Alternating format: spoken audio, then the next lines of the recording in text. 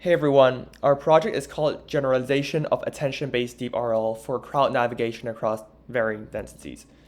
I'm Max, this is Shuwei.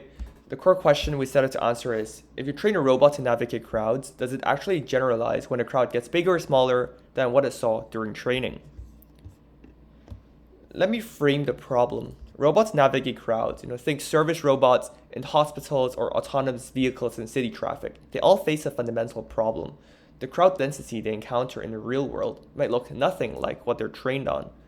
Classic methods like Oracle or control barrier functions handle this reactively, but they're myopic. They can't reason about long horizon multi-agent dynamics.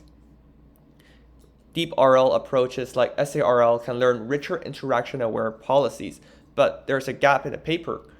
The distribution shift is not studied thoroughly, and the evaluation environment is exactly the same as the training environment.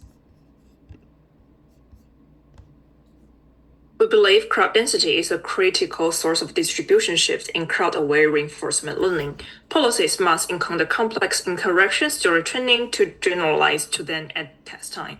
To test our belief, we made three hypotheses. Hypothesis 1, a policy trained only in sparse environments will fail in dense ones. It just hasn't seen complex interactions. And hypothesis 2, a dense trained policy should generalize better to sparse settings because it's learned richer attention representations, and moving to a simpler environment doesn't break things as badly. And hypothesis 3 is that mixed density training, seeing both sparse and dense environments, should produce the most robust policy overall. For our setup, we use a CrowdNav simulation with the SARL framework, a circle crossing scenario where the robot and human agents all start on a circle and try to reach the opposite side. We trained three policies: sparse at number of 5 agents, dense at number of 20 agents, and mixed at both n equals 5 and equals 20. At test time, we evaluated all three policies across n equals 5, 10, 15, and 20 agents with 300 episodes for each, and measured success rate, collision rate, navigation time, and reward. Yeah, so now let's look at the numbers. So look at the sparse policy on the left. At a training density at n equals 5, it's perfect. There's a 100% success rate, zero collisions, but by n equals 20, it collapses to 37% success rate and 62% collision rate. So this reduction in success rate reflects the distribution shift effect.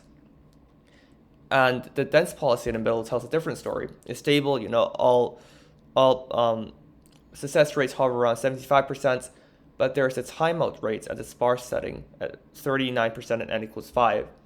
It means that it keeps avoiding non-existent threats. It's safe, but slow and inefficient.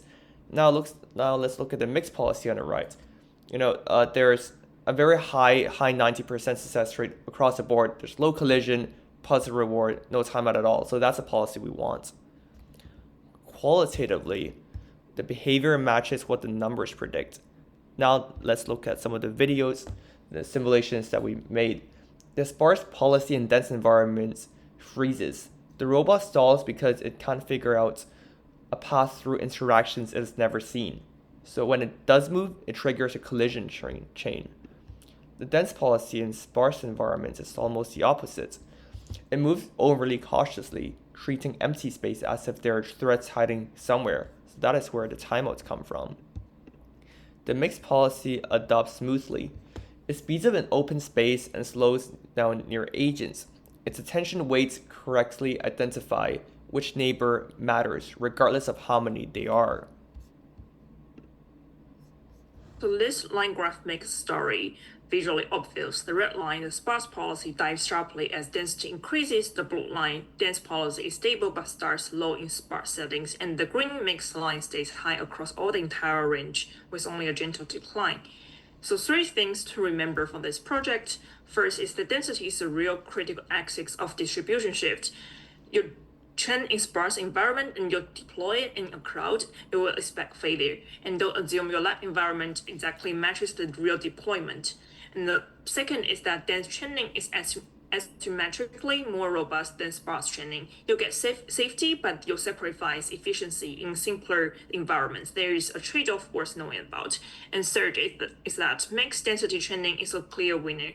90 success rate even at n equals 20, perfect at n equals 5, 0 tie-ups. If you want a robot that works across different environments, train it across different density environments.